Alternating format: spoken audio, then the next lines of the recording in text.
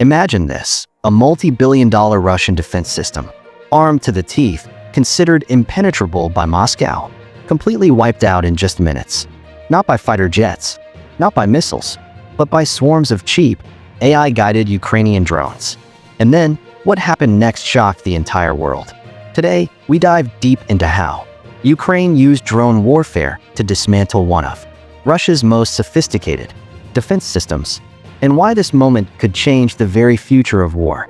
The Russia-Ukraine war has been filled with dramatic turning points, but one recent event stands out. Ukraine's drone strike that obliterated a Russian S-400 air defense system, one of Moscow's most prized weapons, in just minutes. For years, the S-400 was seen as a symbol of Russian power, a weapon that could detect and destroy incoming threats hundreds of miles away. Russia bragged that no Western weapon could get past it, but Ukraine's cheap drones proved otherwise. This wasn't just another battlefield loss for Russia. It was a direct hit to its reputation, military credibility, and even its global arms sales. Here's how it happened. In the early hours of the morning, Ukrainian drones swarmed over Russian-controlled territory. Some were small quadcopters, others were larger long-range kamikaze drones. They moved fast, low, and unpredictable, overwhelming radar systems designed for traditional aircraft. Within minutes, explosions lit up the night sky. Footage later confirmed the S-400 system, worth over $1 billion, was in flames. Dozens of Russian soldiers fled the site, unable to respond in time. This wasn't just a single lucky hit. It was a demonstration of how modern drone swarms can completely bypass billion-dollar defense systems, using weapons that cost just a few $1,000s each. So why does this matter? Because the S-400 wasn't just protecting Russian troops. It was supposed to shield massive areas of occupied territory, including supply lines and command centers. Now, that shield is gone. And if Ukraine can repeat this kind of strike, Russia will have no safe zones left. Think about it. For decades, powerful nations believed only advanced jets, missiles, and submarines could dominate wars. But Ukraine is proving that cheap, mass-produced drones can level the playing field, even against one of the world's largest militaries. This changes everything. In Washington, military analysts are paying close attention. The Pentagon has already acknowledged that drone warfare is rewriting the rulebook. One U.S. defense analyst put it this way: "We just saw $20,000 worth of drones destroy a billion-dollar defense system. That is the definition of asymmetrical warfare." And it's not just about Ukraine and Russia. The US, China, NATO, and other powers are now racing to figure out how to defend against drone swarms. Because if this can happen to Russia, it can happen to anyone. Beyond the physical destruction, this was a massive psychological blow to Russia. Imagine being a Russian soldier, told that your defense systems are unbeatable, only to watch them explode in minutes from cheap drones. Morale drops, fear spreads, and confidence in Moscow's promises collapses. Meanwhile, for Ukraine, this was a huge boost.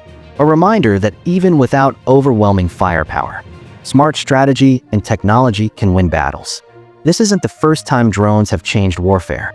We saw it in Nagorno-Karabakh, when Azerbaijan used Turkish Bayraktar drones to smash Armenian tanks and defenses.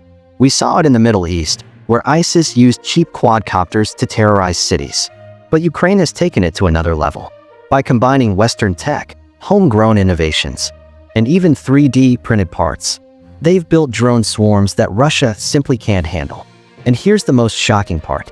Ukraine is running crowdfunding campaigns to buy and build these drones. Ordinary people donating money that ends up destroying billion-dollar Russian systems. That's not just war.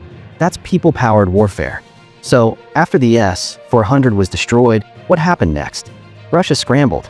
They rushed reinforcements, tried to move their remaining defense systems deeper inland, and launched propaganda to downplay the strike. But the damage was already done. Satellite images confirmed the wreckage. The video went viral worldwide. And Ukraine? They doubled down. Just days later, more Russian sites came under drone assault. Ammunition depots, radar stations, even naval ships in the Black Sea, all targeted by drones. It became clear this wasn't a one-time strike. This was the future of Ukraine's war strategy. Let's step back. What does this mean for the world? Number one, expensive weapons are no longer safe. Tanks, ships, air defenses, all vulnerable to swarms of cheap drones. Number 2. Wars are getting faster and more unpredictable. Drones can strike anytime, anywhere, with almost no warning. And number 3. The balance of power is shifting. Smaller nations, rebel groups, even non-state actors could use the same tactics.